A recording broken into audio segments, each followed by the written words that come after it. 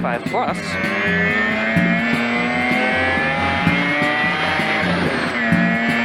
Right 5 plus, left 6 Welcome into small back crest, to into right First 5. Car Out. Got a great show for you guys today. And Alex Larson talking to us about how McCreary Grapple Rally went for him, learn about some of his prior rally cars. We're going to look ahead to the Southern Ohio Forest Rally, take a look at the entry list, and head out there later this week. And then, 5, equally, we will have our mid-year 1, touch point go. on WRC and the ARA Rally. So stick around. We'll have some exciting discussions ahead. Hey, dude, how are you? Hey, what's up, man? How you doing? Good. So how you coming with the rebuild? I just drink beers at it right now, but I got a line on a donor. So you had the Civic back. What drew you away from the side-by-side? Well, it was a little bit hurt after sandblast. Turbo was eating itself and kind of low on compression and stuff. So it was like I had kind of put it back together, and seemed okay, and I was just on the fence about, is this, reliability wise, is it something I want to do? And then just thinking about the roads, like the speed, the gravel, the trees, it's just from a safety standpoint, the Honda was really just speaking to me for Mercury. With age comes cage. I always kind of go back and forth on the actual, next car should be a side-by-side. I mean, what you get out of the box, out of the package, hard to argue that. Yeah, it really is. I mean, the stages you kind of dread in the car are like a dream in the side-by-side, like the rough ones, you know what I mean? Yeah. It's like you can really put some time up on the cars then. It was interesting because, I'd raced with there was like a group of side-by-side guys that went to Sandblast and Mercury, and it was kind of interesting seeing times, relative to the cars at Sandblast versus relative to the cars at Mercury. It seems like, yeah, they definitely have an advantage in the loose stuff, but like the real tight, fast, technical, it's like the cars they're putting some good seconds on them, so Yeah. they weren't able to quite keep up with that. But like Radden's Run, how rough that was. I would imagine it would have been pretty close on that one. Yeah, that one. There's so many like really extra tight, really rough. In the river crossing, you're gonna get wet, but you're probably. I mean, you can gain like, I should probably look at the splits now that I say about it, but you could probably gain, a dozen seconds in just a 16th of a mile, and that's going flat through that and stuff, tiptoeing. Yeah. And the side by side at Sandblast, the first water crossing I went through slow, absolutely drenched. And I was like, we'll do it flat and see what happens. And it was like barely got the least little bit of water come through the door. I did the like, very same beautiful. thing when I went to 100 Acre Wood because I was warned about the low water bridges and they'd fill up, and then but it was like, all right, let's take it slow. It was like water's pouring into my ankles. It's like, take it fast. I was like, oh, cool, we skipped like a rock. That was rad. Yeah. Yeah. All right, come here, go slow. So, do you want to introduce yourself? Yeah, so I'm Alex Larson. I've been rallying here for about 5 years or so, and I'm hooked. I'm hooked bad. What gave you the bug? Let's see. I grew up drag racing and went all over the country doing that with my dad until I was about in college, and just kind of got burned out on it. We'd go all over the country, and it was that same quarter mile. So I definitely liked the racing aspect and the competitiveness, and kind of fell out of it and went to a rallycross and met a guy who was doing stage rally, and he kind of talked me into how easy it was. Who was it? It was on from there. Chris Allman. I'm not familiar. He ran for a few years, mostly with NASA stuff. Okay. Yeah, NASA has got like pockets. I know, like California, Nevada kind of has something that pops up from time to time, but for the most part, it's like Michigan and like the southeast coast. Yeah, it definitely seems to be little areas for sure. Oh, I'm fine if I got rallies within 10-hour drives. That's pretty good. Yeah, that's home base, isn't it? Yeah. I've been partial to the NASA rallies. Just seem so much more approachable, and just lower cost, easier to get into, less rules, more fun, all Was that good stuff. was this your first sandblast?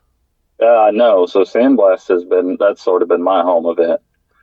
So this was probably my fifth Sandblast, I think. Oh, dang. Yeah. Yeah. Sandblast to me has the best after rally atmosphere. With the town closed. I didn't compete in it, but I helped. I had crewed for a friend. 2000, I think 15 it was when I got to check it out for the first time, and like the just the beer, the weather from us northerners. It's a nice change of pace in February, like actual short Yeah, weather. the catering they do is definitely top notch for sure. Oh yeah. So all right, so you've done Sandblast 5 times. You did Sandblast in the side by side, and I think that's probably more a Sandblast type of vehicle, given the pictures I see. Oh, absolutely. Yeah. So actually, my previous three Sandblasts before that were all DNFs. And It that just was seems to because of be the hard on the MR2. two wheel drive car. Was that hard because of the Um, MR2? well, so one in the MR2 was a DNF. The first one, my first Sandblast, actually, I won two wheel drive overall. Oh, congrats! So I Great. think that definitely yeah, that really set me in. Set some high expectations that were quickly shattered. But yeah, the I actually had two in the Honda. I haven't finished it in the Honda. So one I had broke the transmission mount on one about stage 6, I think it was, and then the last one in the Honda, I was a quarter mile from the finish and blew up the motor.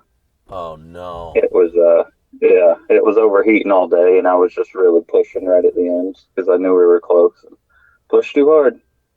Oh, But that's a the bummer. side by side was a total change of pace. It was, it felt right at home.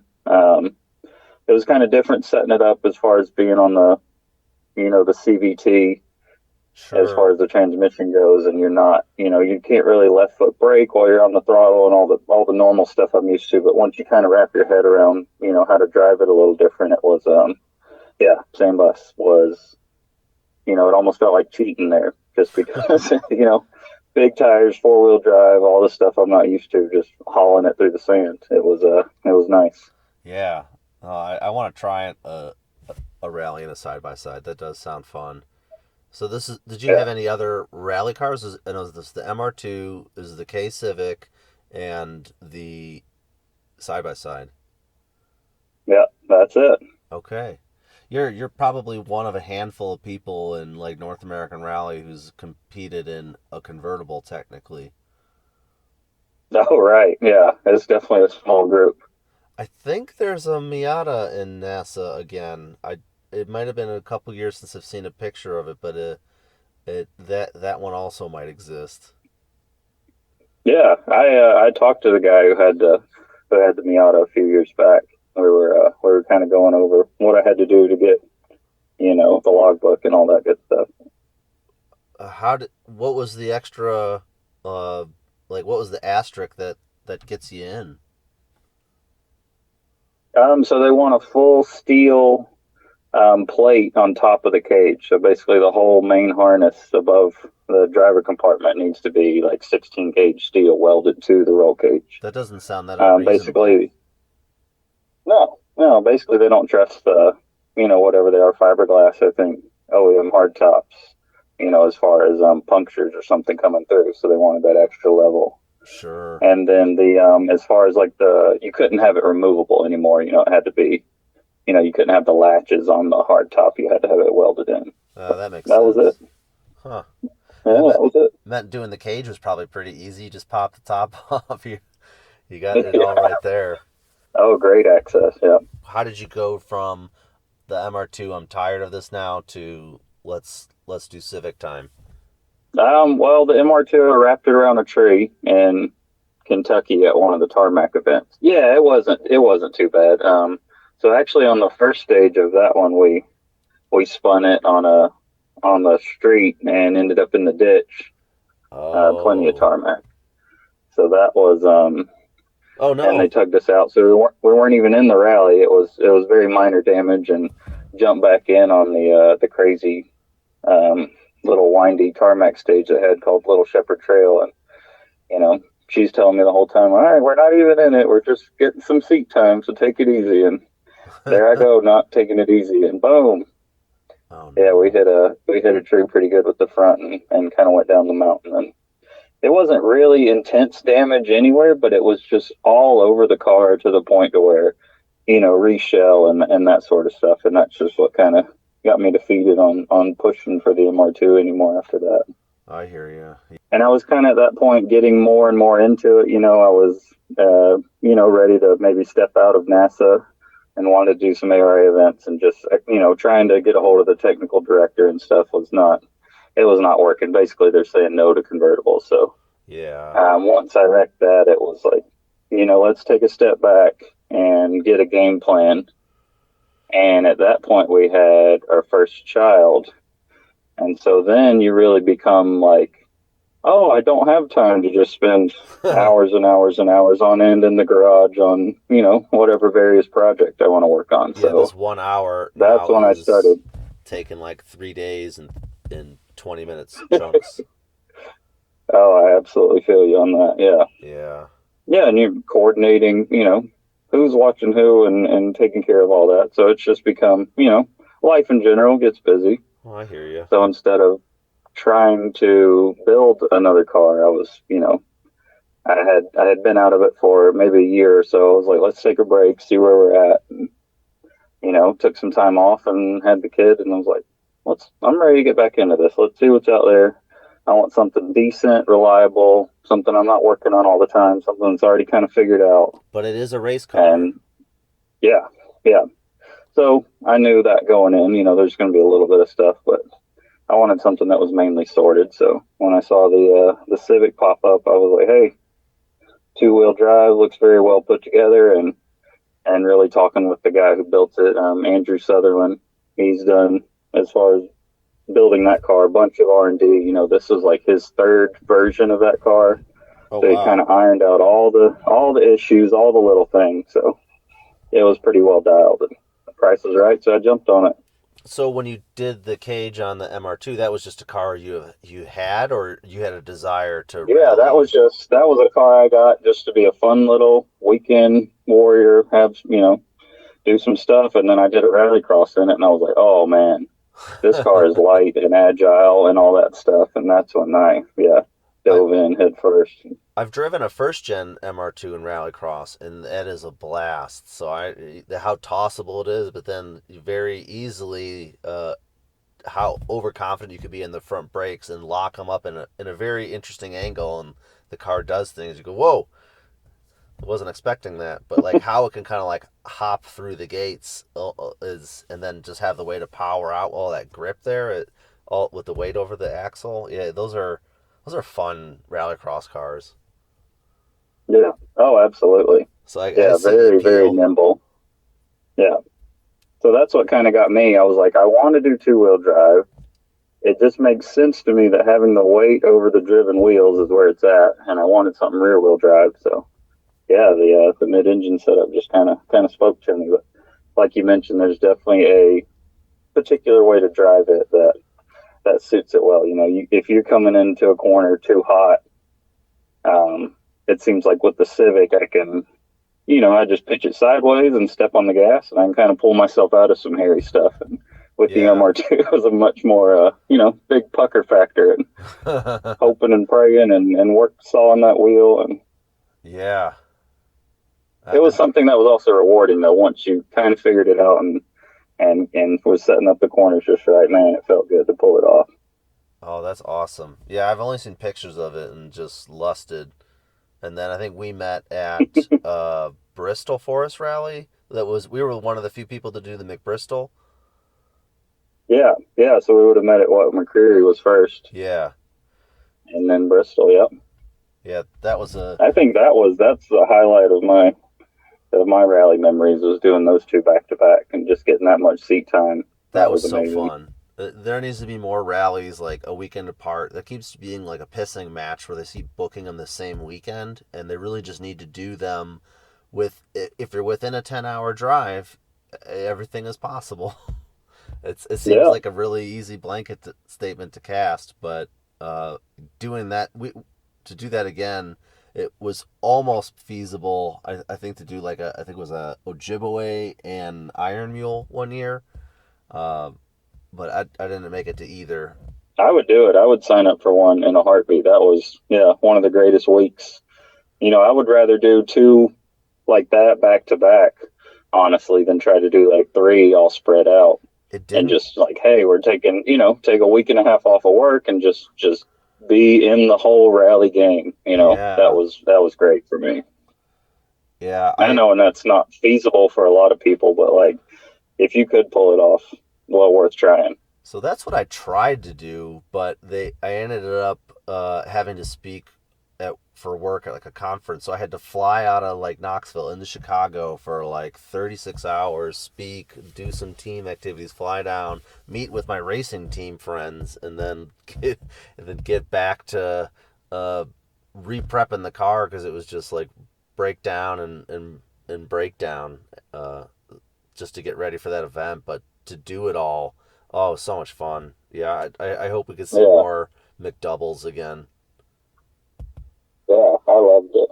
It was great. Yeah, it was tough for me trying to, you know, spend time with the family and stuff out of town with whatever tools you brought with you, and yeah, do a reprep in some Airbnb driveway that was Yeah. an interesting experience for sure. And you've had your wife co-drive for you. Was that like she wanted to, or did you say, "Hey, you want a seat?" Like how'd that come about? I maybe a little bit of both. I think I pushed her a little bit to as far as getting started, and I think she knew my background and my nature as far as I kind of tend to push it a little bit, and she was like, if I could be the guy to voice in his ear, slowing him down a little bit, She's maybe that wouldn't probably be the such a best bad chance thing. of that then. I think so, yeah. Oh, that's hilarious. Yeah. So our first one, we were just dating, and we got through it and was done. And people were like, "Man, if you survive that without like getting into it, I think marriage is going to be easy for you guys." That it is a good But test of it's worked out relationship. great. Oh man, it's intense in the car, that's for sure. Yeah. So yeah, this year I got Dustin Yarborough to sit in with me. So that's yeah, he's the first guy who's co-driven for me, aside from my wife. So if I had to do it over, I would have definitely changed some things, suspension and power plant wise, if that was going to be my long-term stage car. Sure. But even then, like there were things you couldn't work around. Like it was so tight in the cage that you were basically riding with your helmet on. You couldn't fit in your lap. Like it was super snug in there. Oh I'm yeah. sure you're familiar with that in the little Yes. RX-7. Yeah, we had to do like a 3-inch floor drop to kind of like pitch the back and then change the angle of the seats and went to halos after 2019. Uh, yeah, and that made a world of difference of ingress, egress, fitting, safety. But before it Oh was, wow, yeah, yeah, it still is tight. I mean, I'm all legs. You're pretty proportionate, but I've been known to yeah. kind of like unfurl myself out of the car. Do a little dance as you're getting in and out. Yeah, Yeah, I got that pretty good. It's the getting out of cars. Like a friend of mine, he's got a K-swap to lease actually, and getting in the car is like it's a little tricky because I can't take the steering wheel off. But it's like okay, I get this, but then getting out, it is like just a bunch of fat spilling out over the sill. it's hard to look elegant getting out of Yeah. that. Oh, absolutely. If you're not like 5'2", you can't elegantly step out. I know that the sill on those cars is so tall and so wide. Yeah, it's. Yeah, it's like, why couldn't I have more interior space for this? What is going on here? Oh, too funny. So, McCreary Gravel Rally this year. So this will be your third running of it. Have you done all four? Well, I guess there's been this is four, right? This is MGR4 this year, right? Right. I didn't do the first year. Okay. I did the second year in the Civic, and then last year I did it in the side by side, Yep. and had a bunch of just issues. It didn't work out. Yeah, is Yeah, that so last teething year I for did. that one? And looking at the Southern Ohio Forest Rally entry list. See, at the moment of recording here, we've got 59 entries. Taking a look at the classes here, 15 in limited two-wheel drive. So this is going to be a really good battle. We see Sear has been leading really the season nicely. Santiago is here again to try and rob points from someone as a part-time competitor. The Tabors are back once more.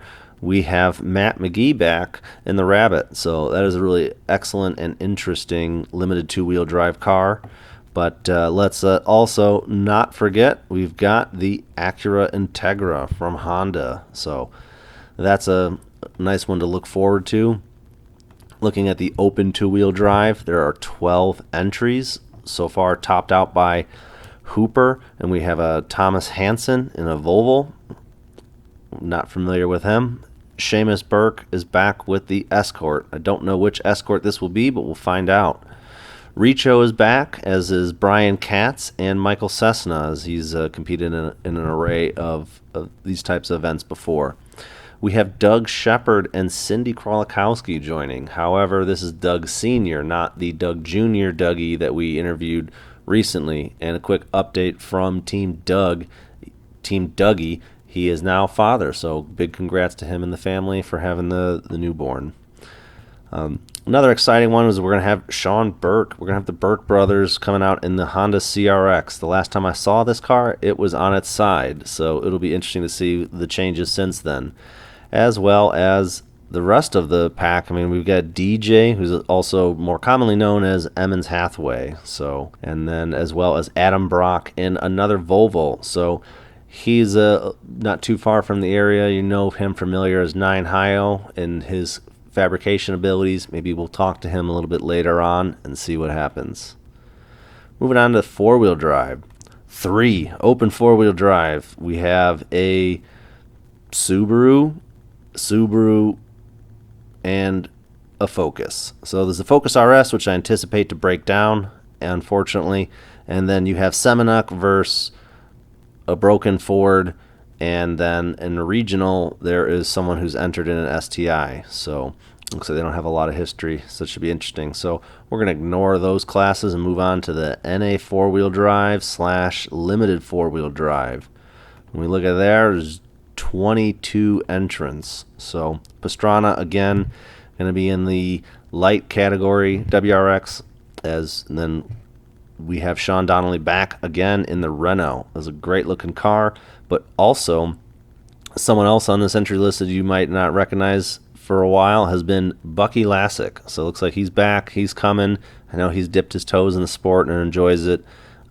We do see a return of Claudia Barbera. So seen her a lot as a co-driver with Hooper, but has been in an array of other fast automobiles. And speaking of fast automobiles, we have the 2022 Honda Passport. So everyone is stoked for the Hart Rally team to bring the Passport back.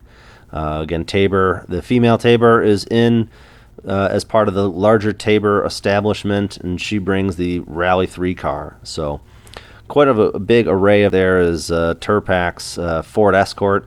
Hopefully see that actually going pretty quick out in the stages there.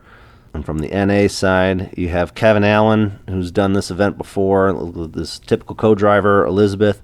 They've done an assortment of rallies together to continue to do well and become the local regional favorite. So because NA four-wheel drive is a regional class, we do not see any national competitors in this. So this is a subclass of 9, whereas the limited four-wheel drive, which are the Boosty Boys, have 13. I think the big ones for the battles to watch is going to be the RC2. I can't believe I'm saying the Rally 2 car class is going to be really interesting, but we do have 7 entrants, which is pretty good and has been kind of consistent to 100 Acre Wood, although this is 20 less entrants than this or Olympus, but this is a much tighter course. There's not as much flat out. It's very technical. The roads are really flowy and fun.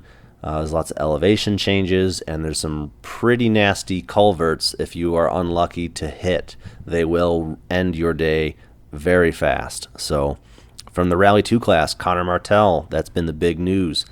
Still from the Vermont Sports Car Group, but moving away from the Subaru to a more competitive Rally 2 car, since Subaru does not have a Rally 2 car.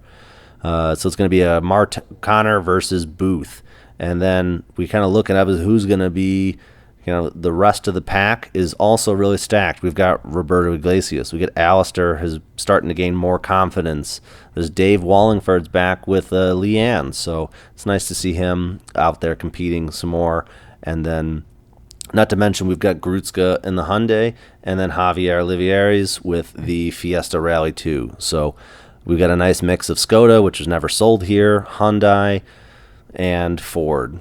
And last but not least, we cannot forget the Rally 2 cars homologated. That is the Audi A1 utilizing a BMW engine and a Subaru running gear. So tiny car, strange mix.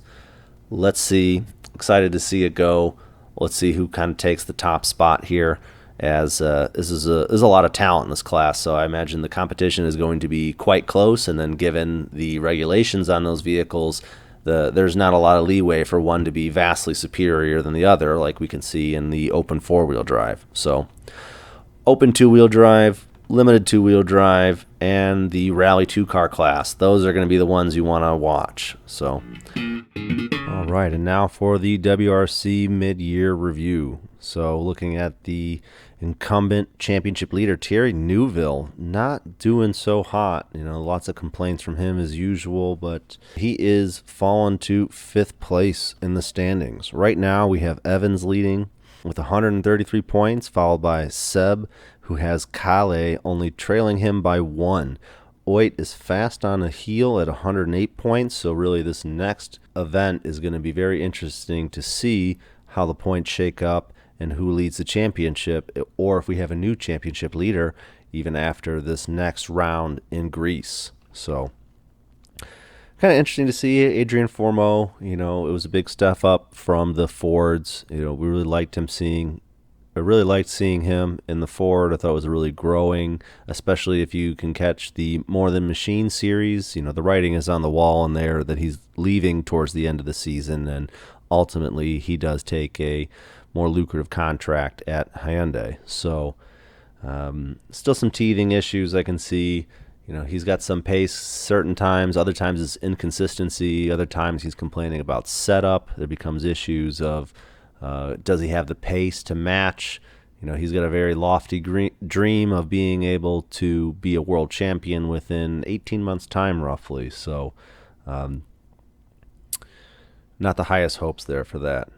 Taka, kind of all over the board. We feel really inconsistent. Really want to see him get on top of the podium. He's constantly pushing. He's got probably the toughest teammates in the sport, even the toughest competitors. The margins are razor thin. He's always pushing. He does have some crash suto moments, unfortunately, and then that's really inhibited him from sneaking into the top 3 positions. But I'm sure his day will come, but I really kind of wonder what looks for his future at Toyota come next season. Is this an opportunity for him to take the WRC2 step down? This was pretty good for Adrian Formeau, kind of gather some experience, back up, rebuild confidence, and we showed a real strong season for him last year. Actually, better season last year than currently. So we are halfway through the season. There is 7 more events. We look into a bit of a mix. So it's going to be this midpoint section. So you see Portugal, Sardinia, Greece. Portugal's probably smooth in comparison to Sardinia and Greece. But as we move then past after we move past that kind of rough section, we move into a little bit more faster, flowy. So it goes Estonia and Finland, and those are real fast, flowy, fun stages, kind of similar to like a Rally Poland. All kind of got that, classic fast road feel. And then we move to South America, where we get Rally Paraguay added to the calendar, and then Rally Chile, the Bio Rally. Awesome roads there, always a great battle. Really curious to see what's going to happen. Speaking of drivers, this is Evans's opportunity. Last year was his chance with Kale out of the the championship race entirely. I think he had a really strong late season, and if you mix the back half of 24 plus the first half of 25, that's a win almost every event nearly. So consistently wise, Elfin's done really well. I think he's cleaned up his act a lot, and he's driving more cautious, but he's also, I don't know if he's getting some bleed through from Ogier. Ogier is just a monster and an animal. We keep going from Sebastian to Sebastian. If we add the two Sebastians together, that's 17 world championships, and that's only been maybe 24 years in that process. So I really hope for Evans. I really want to see him do well. I think this is the year for Evans to have his championship. He plays his cards cool. He plays smart. I think he's going to do just fine. We looked at how Sardinia went. I thought as much as he was pushing, I wonder how much he was sandbagging too, because he didn't need to have first. He didn't need to break the car. He just needed to stay on the road, let the drama of the roads, affect the competitors. If he keeps a cool head and he stays on the road, he's going to gobble up some points that's going to inch him a bit further along in this championship lead. The big threat to that is Sebastian Ogier, his teammate. So 8-time world champion. This got some impressive stats. Sebastian Ogier has 9 championship titles under his belt. 1 is the junior WRC. So if we count that, you have Citroen, you have Volkswagen, Ford, Toyota. No other driver has hopped between manufacturers and stayed at the top level. And right now, he's considered a part-timer, but he keeps gobbling up more events, and he's taking on the podium. He just took first place in Sardinia and, really supported opening the road. So to open the road and lead and win, it's just an animal. When we look at wins, it's oftentimes you see either Sebastian in there as the most wins of that event. Sebastian Ogier has the most wins on Monte, the most wins in Portugal, the most wins in Sardinia, and even the most wins in the Wales Rally, Great Britain. So this is a tough act. He's doing well. I'm really kind of curious to see what 26 means for Ogier. I know he's flirted with retiring before. Maybe he will do it. I don't know. Too soon to tell. Let's check in once we get towards maybe Saudi Arabia, Rally Japan towards the end of the year. But 25, well, talk about Fords. There's nothing new to cover there other than just, watching them struggle.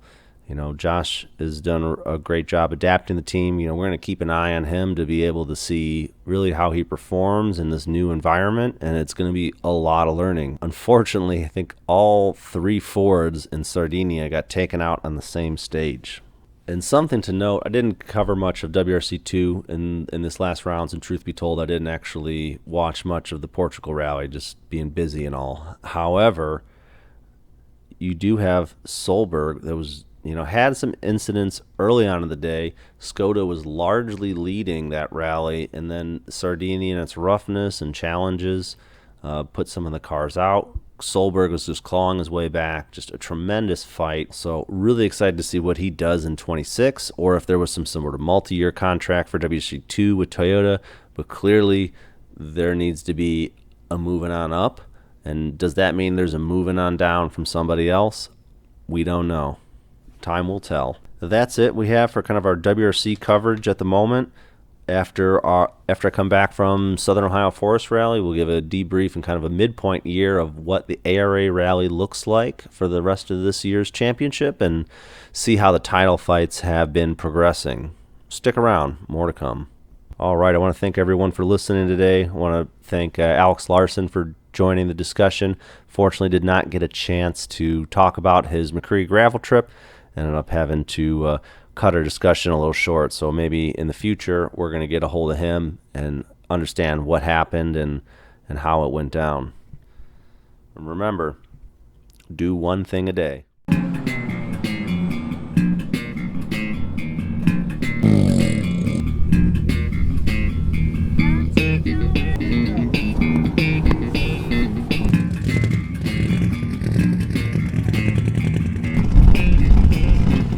Overcrest into right 5 plus.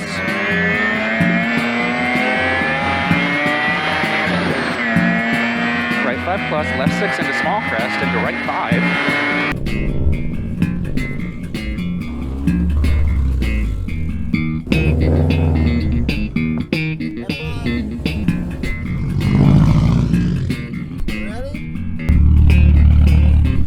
Five, 4, 3, 2, 1, go.